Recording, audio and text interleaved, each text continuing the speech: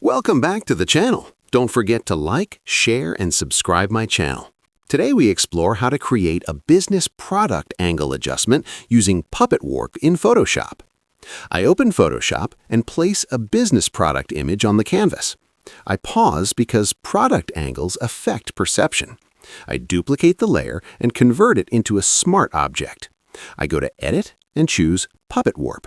I carefully add pins to key product corners. I don't rush.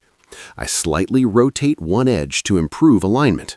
I add another pin to lock the base. Business visuals need precision. I zoom in to check distortion.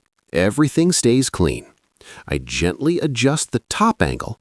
The product now feels more premium. I apply the warp and